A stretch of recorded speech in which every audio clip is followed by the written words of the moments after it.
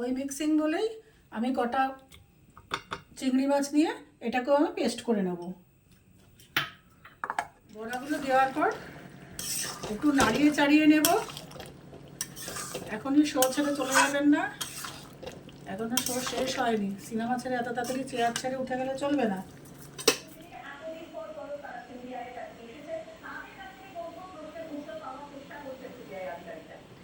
আমি এখানে নিয়েছি মটর ডাল আর নিয়েছি মুগ ডাল, মোটামুটি দুটোই একই পরিমাণে নিয়েছি।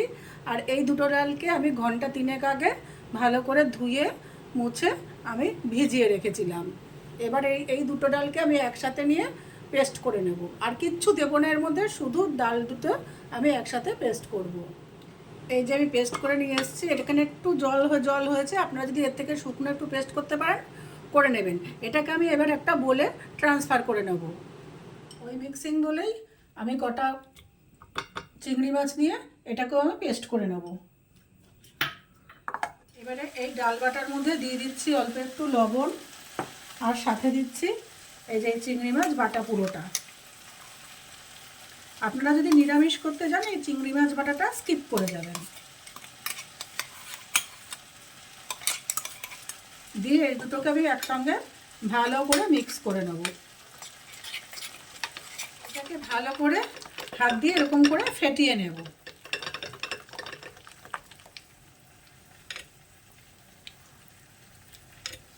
কড়াইতে সর্ষের তেল গরম করে নিয়ে ছোট ছোট করে আমি বড়া ভেজে নেব। এটার সাইজ আপনারা আপনাদের ইচ্ছা মতন করবেন। আপনারা ছোটও করতে পারেন, বড়ও করতে পারেন।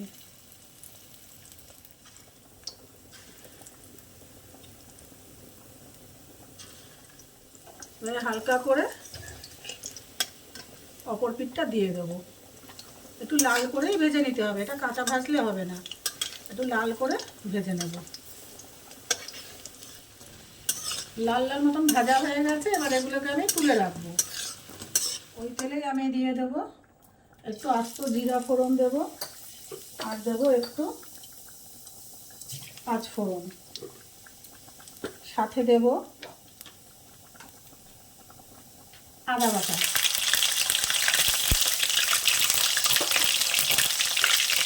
এর সাথে দেবো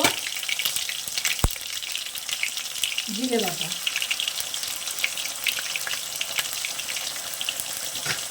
দিয়ে ভালো করে এটা কষিয়ে নেব। এর মধ্যে দিয়ে দেবো লবণ, আর দেবো একটু লঙ্কা গুঁড়ো। আপনারা এখানে কাঁচা লঙ্কা বাটাও এটাতে ব্যবহার করতে পারেন। এবার এটাকে একটু আঁচটাকে বাড়িয়ে নিয়ে ভালো করে কষিয়ে নেব।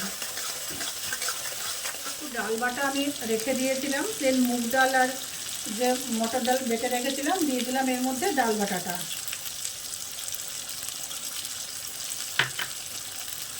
দিয়ে একটু কষবো, দিয়ে দেবো সাথে একটু জল, দিয়ে এটাকে ভালো করে কষিয়ে নেব। দিয়ে দেবো হলুদ, দিয়ে আবার মিনিট খানেক এটাকে একটু কষিয়ে নেব। এবার এর মধ্যে দিয়ে দেবো কেটে রাখা আলু। আমি কোনো সবজিকেই ভেজে রাখিনি, আপনারা যদি মনে করেন এই সবজিগুলোকে আগে থেকে একটু ভেজে নেবেন, ভেজে নিতে পারেন। কেটে রাখা পটল, দিয়ে দিচ্ছি বিনস, গাজর, তারপরে দেবো কুমড়ো, বেগুন, ঝিঙে, আর দিয়ে দেবো টমেটো। টমেটোটা একটু পরে দিচ্ছি, দিয়ে এটাকে একটু ভালো করে কষাবো।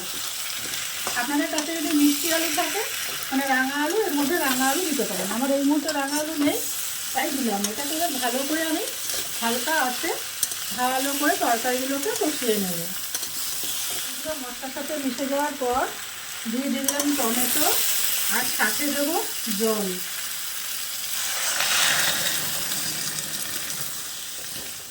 এখানে আরেকটু জল লাগবে,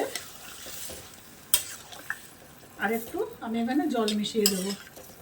এবার এটাকে হাই ফ্লেমে আমি ফুটতে দেব যতক্ষণ না সবজিগুলো সিদ্ধ হয়। এবার এর মধ্যে দিয়ে দেবো একটু লবণ।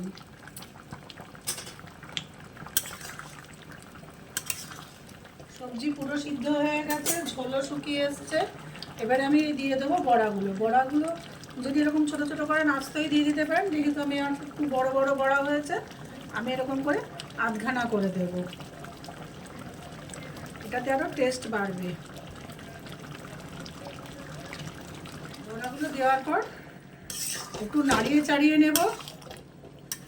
এখনই শো ছেড়ে চলে যাবেন না, এখনো শো শেষ হয়নি। সিনেমা ছেড়ে এত তাড়াতাড়ি চেয়ার ছেড়ে উঠে গেলে চলবে না। দিয়ে দেব মিষ্টি, একটু চিনি দিয়ে দেবো, আর এর মধ্যে সাথে দেব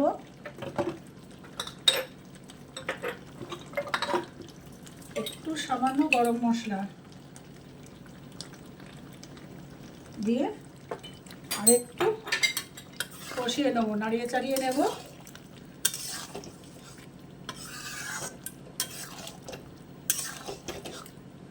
নামাবার আগে